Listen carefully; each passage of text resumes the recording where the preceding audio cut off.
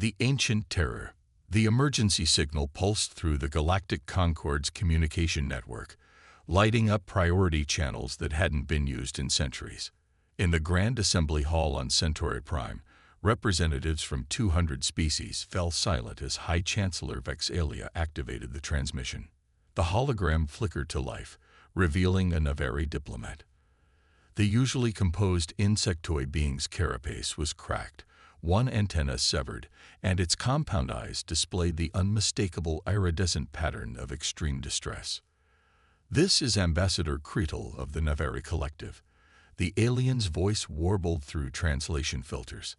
"Our outer colonies have fallen. Something is consuming our stars, our planets, our people. It moves like a living shadow across space. Our weapons pass through it as if firing into void. 3 billion souls already lost." The transmission showed footage of darkness flowing across a star system, extinguishing light and matter alike. Where planets once orbited, only empty space remained. "We have perhaps 8 standard days before it reaches our homeworld. The Concorde's nearest battle fleet cannot arrive in time. We beg for assistance from anyone who can reach us." The transmission cut out, leaving the assembly in stunned silence. Chancellor Vex'Alia, her crystalline form refracting light in patterns that conveyed deep concern, addressed the assembly. "The Navari have been members of the Concorde for 12,000 years. We cannot abandon them." Admiral Zokar of the Concorde Defense Force rose from his seat. The veteran's scaled skin bore the markings of 100 campaigns, but his expression betrayed something not seen before: fear. "The nearest battle group is 36 days from Navari space at maximum hyperspace velocity. We have nothing that can reach them in time." From the back of the chamber, a voice spoke. "We do." All eyes turned to find Ambassador Helena Chen of Earth standing. Humans were the newest members of the Concorde, having joined only 11 years earlier. Most species still viewed them with suspicion. Violent creatures from a death world with gravity, weather, and predators that should have killed any sentient species before it achieved spaceflight. "Explain, Ambassador Chen," Chancellor Vex'Alia prompted. "Earth maintains a rapid response fleet at our Pluto naval station. We can have ships in Navari space within 7 days." Admiral Zokar scoffed. "With respect, Ambassador, we've seen your vessels. While impressive for your technology level, they're several generations behind Concorde standards. What could they possibly do against something that consumes stars?" Helena's expression remained neutral as she replied, "What you've seen is what we've shown you, Admiral." The chamber erupted in murmurs. Chancellor Vex'Alia raised a crystalline appendage for silence. "Are you stating that Earth has maintained military capabilities beyond what was disclosed during your admission to the Concorde?" "We disclosed everything required by the treaty," Helena answered carefully. "But as a species that evolved on what you classify as a Class 12 death world, we've always maintained contingencies." "This is outrageous," shouted the Talesian representative, his feathers bristling. "The treaty specifically prohibits weapons of mass destruction and technologies deemed harmful to spacetime itself." Helena interrupted. "Our ships comply with those restrictions. We simply have capabilities we didn't volunteer information about." Admiral Zokar leaned forward. "What kind of capabilities?" "The kind designed to face extinction-level threats. Our ancestors didn't evolve in paradise, Admiral. We prepared for worst-case scenarios because our planet taught us they always arrive eventually." The chamber fell silent again. "Chancellor," Helena continued, "debate my government's discretion later if you wish. Right now, 3 billion Navari are dead, and billions more will join them unless we act. Will you accept our help?" Chancellor Vex'Alia conferred briefly with her advisors before responding. "The Concorde accepts Earth's assistance. Ambassador Chen, you will accompany a Concorde observer team. Admiral Zokar will represent the Defense Force." "Thank you, Chancellor," Helena nodded. "I'll make arrangements immediately." As the assembly dispersed, Admiral Zokar approached Helena. I hope your secret ships are as capable as you claim, Ambassador. Helena met his gaze. For all our sakes, Admiral, so do I. Captain Maya Hernandez stood on the observation deck of Luna Base, watching Earth rotate slowly below. For generations, her family had served in naval forces, first on Earth's oceans, then in space. Now she commanded the UES Nemesis, the flagship of Project Cerberus, humanity's ultimate insurance policy. The door hissed open behind her. Captain, her XO Commander Jackson said, "Priority message from Fleet Admiral Washington. Cerberus protocol is active. Full deployment authorized." Maya's heart raced. The 7 Cerberus vessels had never been deployed together. Most Concord species didn't even know they existed. "Briefing in 10 minutes, she replied, taking one last look at Earth before following Jackson to the secure conference room. Fleet Admiral Washington's hologram appeared as soon as the room was sealed. "Captain Hernandez, Commander Jackson, the Navari Collective is facing extinction from an unknown cosmic entity. The Concorde has requested our assistance." "The Cerberus fleet, sir?" Maya asked. "All 7 ships, Captain. Full weapons authorization. You'll be accompanied by a Concorde observation team, including Admiral Jokar. Ambassador Chen will brief them, but they're not to access sensitive areas or systems." "Understood, sir." "Maya," the Admiral's tone softened slightly. "If this thing is what we think it is, this could change everything. The Concorde banned certain technologies after the collapse wars for good reason. Once they see what Cerberus can do, our priority is saving the Navari, sir," Maya replied firmly. "Of course, but be prepared for the political fallout. Launch in 6 hours. Good hunting, Captain." The hologram disappeared, leaving Maya and Jackson in silence. "So we're finally showing our cards," Jackson said quietly. "Seems that way." Maya nodded. "Alert the crew. I want all systems at maximum readiness." 6 hours later, Maya stood on the bridge of the Nemesis as the massive vessel detached from its hidden dock beneath the lunar surface. At 2 kilometers long, with a hull that gleamed with an almost organic iridescence, the Nemesis was unlike any ship in the known galaxy. Around her, 6 sister ships emerged from concealed hangars: Retribution, Valkyrie, Thanatos, Cerberus, Fenrir, and Jormungand. Together, they represented the pinnacle of human military technology and the greatest secret Earth had kept from the Concorde. On the view screen, Ambassador Chen's face appeared. "Captain Hernandez, the Concorde delegation has arrived. Bring them aboard, Ambassador." Minutes later, Chen entered the bridge with Admiral Jokar and 2 other aliens, a Talesian scientist and a Xorilian diplomat. Their eyes widened as they took in the bridge, particularly the neural interface stations, where crew members sat with fine filaments connecting their temples to their consoles. "Admiral Jokar, welcome aboard the Nemesis," Maya said, offering the traditional Concorde greeting gesture. The Admiral returned it stiffly. "This vessel is unexpected, Captain. As is a star-eating entity, Admiral. Sometimes the unexpected is necessary." The Talesian scientist, Professor Nexil, stepped forward, his feathers quivering with barely contained curiosity. "Captain, these interfaces, they appear to be direct neural connections to the ship's systems. Such technology is highly regulated under Concorde law." "Our neural interfaces are non-invasive and temporary, Professor. They amplify crew efficiency and reaction time, essential when facing unknown threats."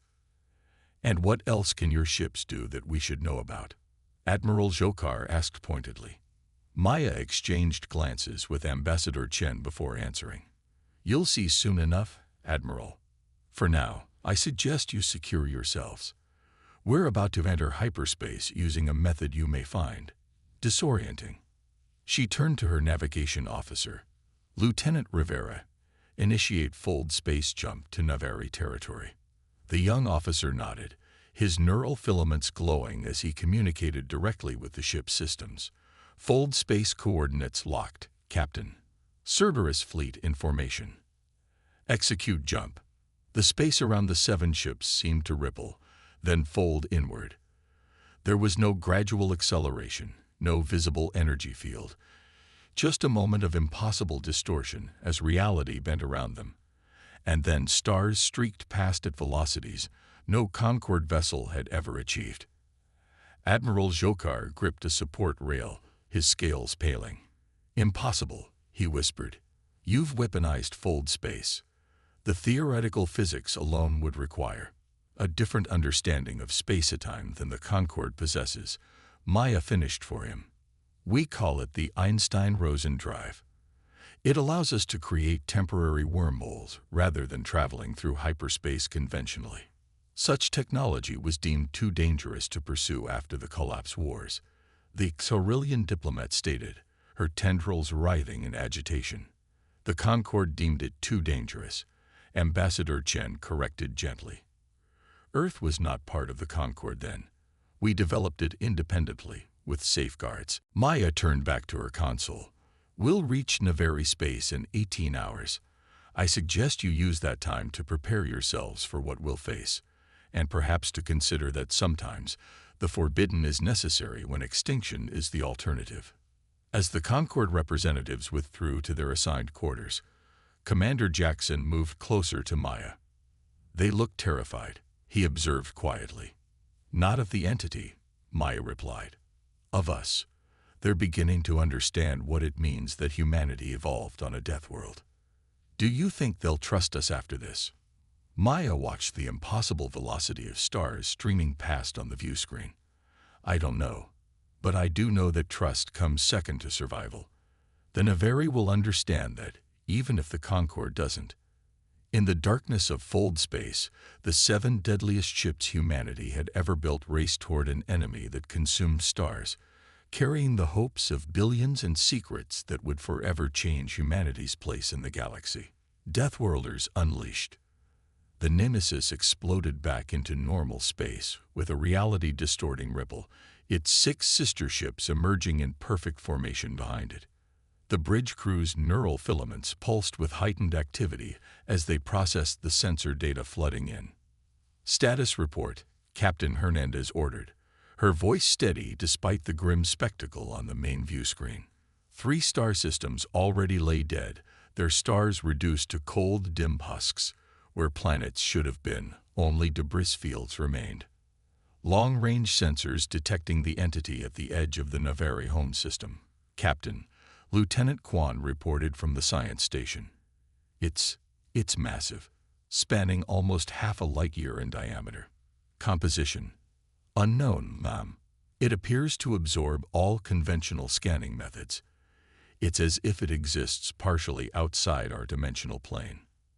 Admiral Jokar entered the bridge with Professor Nexil, both looking pale after witnessing the destruction through observation ports. "Your analysis, Professor?" Maya asked the Talesian scientist. Nexil's feathers were flattened against his body in distress. "I've never seen anything like it. It seems to consume matter at the quantum level, converting it to something our instruments cannot detect. Perhaps dark energy, perhaps something else entirely. How soon until it reaches the Navari homeworld?" "At current velocity, approximately 43 hours, Quan answered. Maya nodded. "Open a channel to the Navari leadership." The view screen shifted to show a chamber filled with insectoid beings. Their ambassador, Cretel, stepped forward. "Captain Hernandez of Earth, your arrival brings hope we had abandoned. We came as promised, Ambassador. We have approximately 40 hours to develop a strategy. What have you learned about this entity?" "Very little. Our weapons pass through it without effect. It seems to consume matter and energy alike. We have evacuated as many as our ships can carry, but billions remain on the homeworld." "Understood. We'll do everything in our power to stop this threat." Hernandez out. The view screen returned to the image of the distant darkness creeping toward the Navari sun. Admiral Jokar stepped closer. "What exactly do you plan to do, Captain? Even your impressive ships must fire something at the enemy." Maya turned to her tactical officer. "Commander Parker, quantum scanner analysis." Parker's neural filaments glowed as he communicated directly with the ship's systems. Quantum resonance detected, Captain.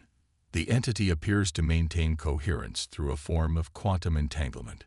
Each particle, while separate, remains connected to all others. As I suspected, Maya nodded. Admiral, your weapons failed because they target matter or energy in conventional states. This entity exists in a quantum superposition, simultaneously matter, energy, and something else. Then how do you propose to fight it? Maya's expression hardened, with weapons designed to target the fabric of reality itself. The Admiral's scales paled further. You've developed weapons that affect quantum states. The Concord expressly forbids such research. The potential for cosmic damage is less than the certainty of the Navari's extinction. Maya interrupted. Ambassador Chen warned you we had capabilities beyond what we've shared. Now you'll see them. She turned to communications. Signal the fleet. Phase 1 deployment. Quantum disruptors at 30% power. Target the leading edge of the entity. Captain, Commander Jackson cautioned, we've never fired the disruptors above 20% in tests. Noted, Commander, but we're not testing anymore. The 7 human vessels moved in perfect coordination, positioning themselves in a precise heptagonal formation between the entity and the Navari sun. As they locked into position, sections of their hulls shifted, revealing weapons emplacements unlike anything the Concord representatives had seen before. What are those? Professor Nexil asked, his scientific curiosity temporarily overcoming his fear. Quantum disruptors, Commander Parker explained. They don't fire energy or projectiles. They create focused disruptions in quantum fields, forcing particles out of superposition and into defined states. On Maya's command, 7 beams of what appeared to be liquid darkness shot forth from the ships, intersecting at a precise point at the entity's leading edge. Where they touched, space itself seemed to shudder. The darkness of the entity withdrew slightly, as if recoiling in pain. It worked, Lieutenant Quan exclaimed. Partially, Maya corrected, studying the readings.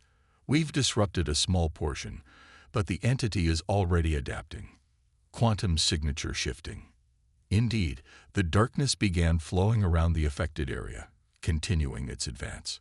All ships adjust quantum frequency. Fire again.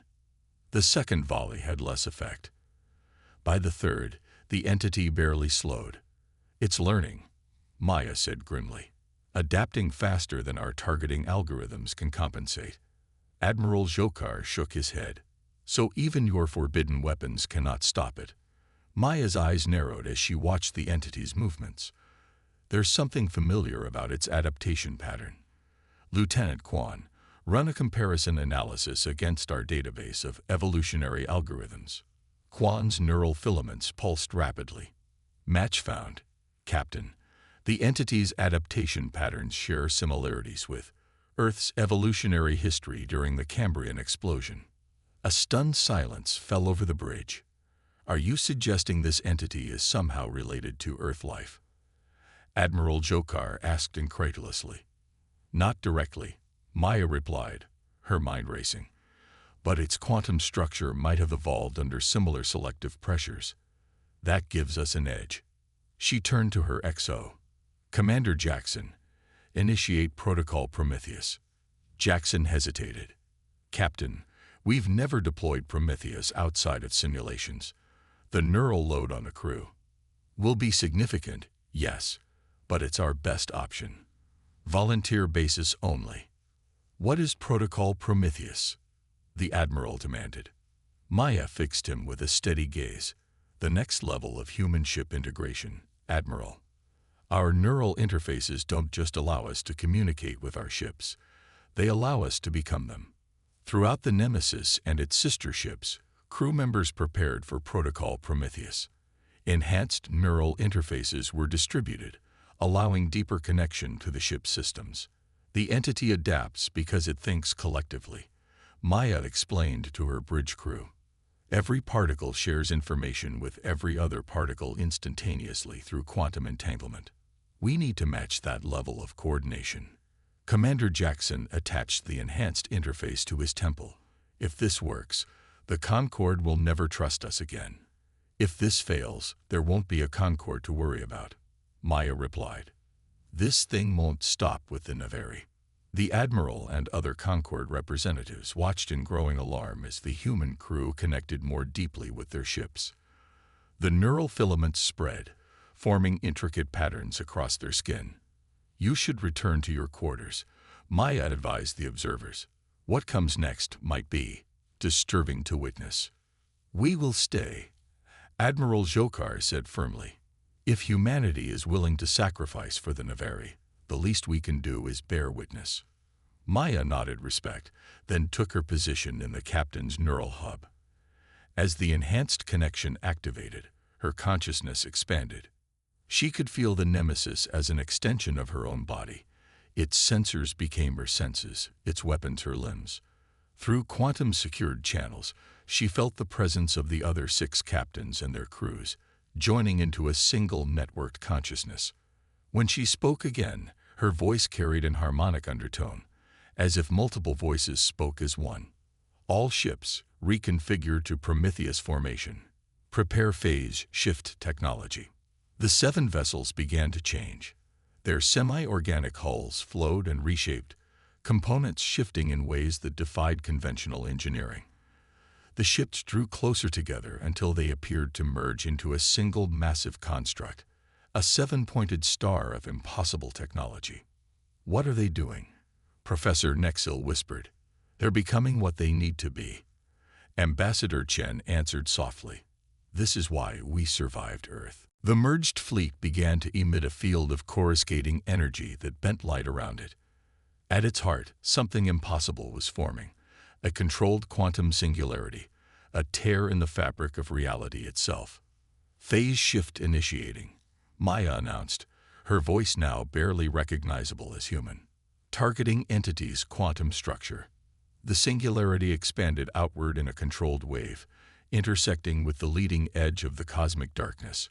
Where they met, reality itself seemed to scream. The entity recoiled violently, withdrawing from the Navari system with unexpected speed. It's retreating. Lieutenant Kwan's voice echoed strangely through his neural connection. No, Maya corrected. It's gathering itself, preparing to attack directly. Indeed, the darkness was coalescing, forming a more concentrated mass that surged toward the human vessels with frightening purpose. It recognizes us as a threat, Maya realized. All ships prepare for direct confrontation. Quantum barriers at maximum. The entity struck with unimaginable force. The merged human fleet shuddered under the assault as darkness flowed around and through their defenses.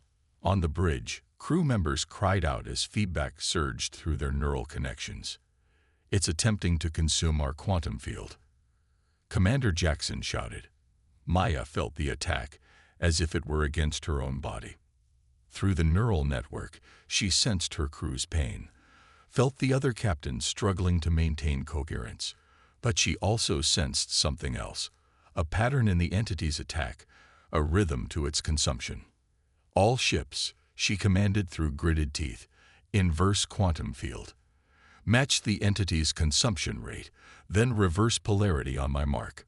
The human fleet began to pulse with dark energy, synchronizing with the entity's own rhythm. The attack intensified as the entity sensed vulnerability, pouring more of itself into consuming the ships. Now, Maya shouted. The quantum field inverted, creating a recursive loop. The entity, already committed to its attack, found itself feeding on its own quantum structure. A dissonant vibration built rapidly as the entity's coherence began to fracture. Quantum disruptors, maximum power. Maya ordered. Target the fracture points. 7 beams lanced out, striking precisely where the entity's quantum field was destabilizing. The darkness convulsed, fragmenting into billions of disconnected particles. Without their quantum entanglement to maintain coherence, the particles began to collapse into conventional matter, mostly hydrogen and carbon, drifting harmlessly through space. Entity quantum coherence at 0, Lieutenant Kwan reported, his voice weak from the neural strain. It's just dust now." A ragged cheer went up from the human crew as neural connections were disengaged. The ships began to separate, returning to their individual forms, though their hulls now bore scars from the quantum battle. Maya slumped in her chair as the enhanced interface retracted. Her uniform was soaked with sweat, and a thin trickle of blood ran from her nose. Around her, the bridge crew were in similar states of exhaustion. Admiral Jokar approached slowly, his expression unreadable. "Captain Hernandez, your fleet just destroyed an entity that consumed entire star systems. You did what our most advanced weapons could not." "We did what we had to do," Maya replied simply, accepting a hydration packet from a medical officer.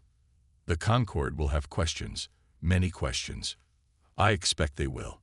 The Admiral was silent for a moment before continuing. "The technology you've displayed, the quantum disruptors, the phase shift capability, the neural integration, they violate numerous Concorde treaties." Ambassador Chen stepped forward. "Treaties that were created long before humanity joined the Concorde. Treaties we were expected to abide by without having a voice in their creation. The restrictions exist for good reason," the Admiral insisted. "The collapse wars nearly destroyed galactic civilization. And yet," Maya said, rising unsteadily to her feet, "when faced with an entity that consumed stars, those restrictions would have doomed the Navari to extinction. Sometimes survival requires weapons you pray you'll never need." The view screen activated, showing the Navari homeworld. Intact, its sun still burning bright. "Captain Hernandez," Ambassador Creedle's voice came through clearly. "The Navari Collective owes humanity a debt that cannot be repaid.